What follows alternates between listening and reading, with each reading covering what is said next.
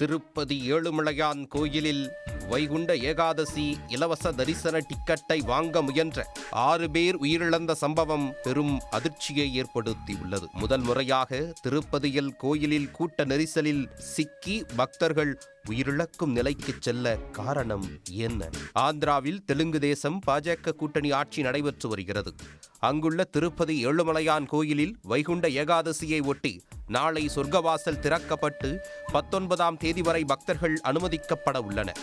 இதற்காக ஏற்கனவே ஆன்லைனில் 1,20,000 பேர் 300 ரூபாய் சிறப்பு நுழைவு தரிசனம் டிக்கெட்களை வாங்கி உள்ளனர். இலவச தரிசனத்தில் நேரடியாக வரும் பக்தர்களுக்கு நீண்ட நேரம் காத்திருப்பது மற்றும் கூட்ட நெரிசலை தடுக்க திருப்பதியில் 8 இடங்களிலும் திருமலையில் 1 இடத்திலும் இன்று காலை 5 மணிக்கு இலவச டோக்கன்கள் வழங்கப்படும் என தேவஸ்தானம் அறிவித்தது. 10, 11, 12 ஆகிய நாட்களுக்கான இலவச தரிசன டோக்கன்கள் வழங்கப்படும் என அறிவிக்கப்பட்டது. இந்த டோக்கன்களை பெறுவதற்காக நேற்று மதியம் முதலே டோக்கன் வழங்கும் கவுண்டர்கள் முன்பு பக்தர்கள் திரண்டனர். இந்நிலையில் இரவு 8 மணி அளவில் கவுண்டர் உள்ள வரிசையில் நின்ற பெண் ஒருவருக்கு மயக்கம் ஏற்பட்டுள்ளது. அதனால் அவரை உள்ளே அனுப்ப அங்கு பணியில் இருந்த டிஎஸ்பி ஒருவர் கதவை திறந்துள்ளார். அது பக்தர்கள் அனுமதிப்பதற்காக கதவு திறக்கப்படுவதாக கருதி அங்கு நிழலுக்கு கூடியிருந்த பக்தர்கள் உள்ளே செல்ல முண்டியடித்துள்ளனர். ஒரே நேரத்தில் பக்தர்கள் ஒருவரை ஒருவர் முந்திச் செல்ல முயன்றபோது நெரிசல் ஏற்பட்டுள்ளது. இதில் சிக்கி பலர் படுகாயமடைந்தனர்.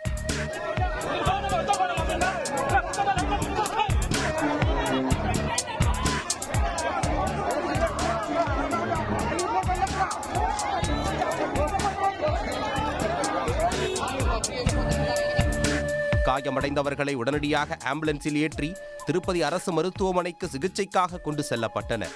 ஆனால் சிகிச்சை பலனின்றி விசாகப்பட்டினத்தைச் சேர்ந்த ரஜினி, சாந்தி, தமிழ்நாட்டைச் சேர்ந்த மல்லிகா, நரசிப்பட்டினத்தைச் சேர்ந்த நாயுடு பாபு, ராஜேஸ்வரி உள்ளிட்ட 5 பெண்கள் உட்பட 6 பேர் உயிரிழந்தனர். மேலும் 40 பேர் மருத்துவமனையில் தொடர்ந்து சிகிச்சை பெற்று வருகின்றனர். உயிரிழந்த 6 பேரில் ஒருவரான மல்லிகா சேலம் மாவட்டம் மேட்டூர் அடுத்த மேச்சேரி 16வது வார்டில் உள்ளது காவேரி தாசனூர் பகுதியைச் சேர்ந்தவர். மல்லிகாவின் கணவர் கிருஷ்ணன் மேச்சேரி பேரூராட்சி டேங்க் ஆபரேட்டராக பணிபுரிந்து வருகிறார். மாதந்தோறும் இந்த கிராம மக்களுடன் மல்லிகா திருப்பதி சென்று வருவது வழக்கம். அதன்படி இந்த பகுதியைச் சேர்ந்த 14 பேர் நேற்று அதிகாலை திருப்பதிக்கு சென்றபோதுதான் நெரிசலில் சிக்கி மல்லிகா உயிரிழந்துள்ளார். 3 மணிக்கு ட்ரெயின் விட்டு இறங்கணும், 6 மணிக்கு டோல் கட்டணும்னு சொன்னாங்க. 6 மணிக்கு கட்டணும்னு சொல்லி அந்த வரிசையில் போயிட்டு இருந்தோம். கூட்டத்தை போட்டு நசுக்கி விட்டு வச்சு எல்லாம் மெதிச்சுட்டாங்க. மெதிச்சு இடுப்பு உடஞ்சி போச்சு.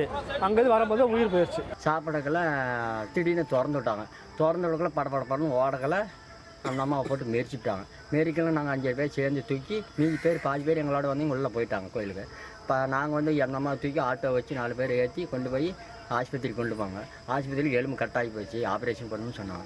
ஆப்ரேஷன் பண்ணணும்னு சொல்லக்கல சரி நாங்கள் எங்கள் ஊர்லேயே சேலத்தில் பார்த்துக்குறோங்க அப்படின்னு சொல்லி ஆம்புலன்ஸ் 20,000 கேட்டாங்க. அதுவும் கொடுக்கணும்னு சொல்லி கூட நாங்கள் ஆம்புலன்ஸ் ஏற்றிட்டு வந்து திருப்பி எங்களோட நீ கூட்டி போய் சாமி எங்களுக்கு காட்டிட்டு வா அப்படின்னு மல்லிகாவோட வீட்டுக்கார் வந்து எனக்கு கூட்டி போன்னு சொன்னார்.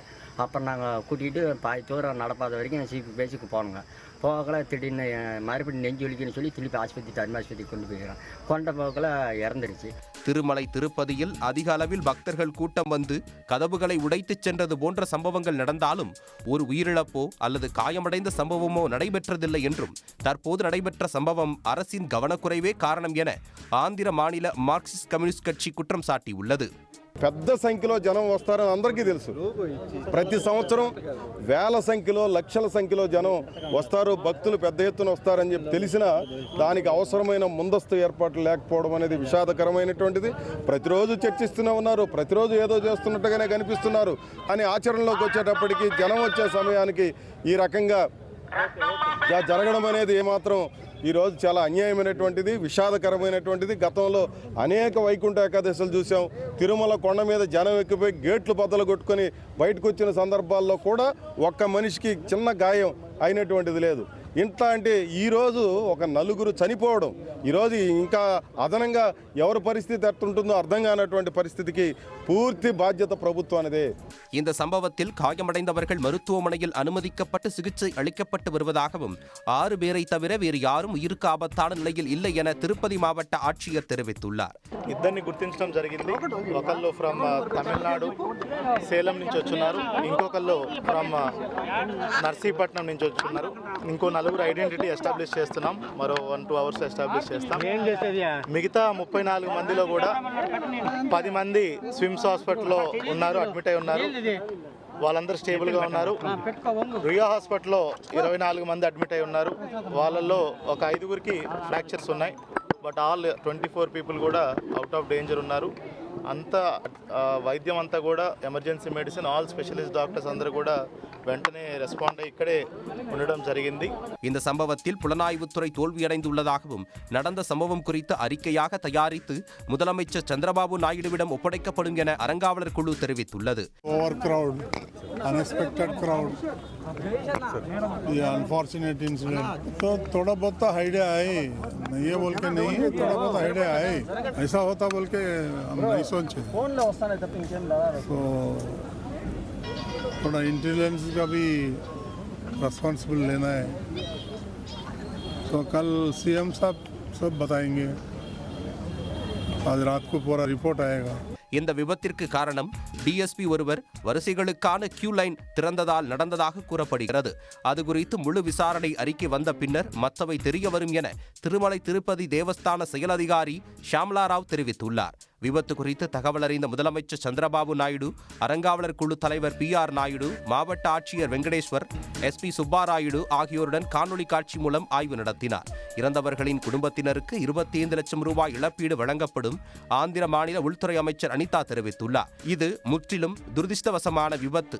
எனவே எதிர்க்கட்சியினரும் பொதுமக்களும் இதனை புரிந்து கொள்ள வேண்டும் என கேட்டுக் கொண்டுள்ளார். அனைத்து இடங்களிலும் CCTV கேமராக்கள் உள்ளதால் யாராவது அலட்சியமாக செயல்பட்டதால் விபத்து ஏற்பட்டதாக இருந்தால் அவர்கள் மீது கடும் நடவடிக்கை எடுக்கப்படும் என தெரிவித்துள்ளார்.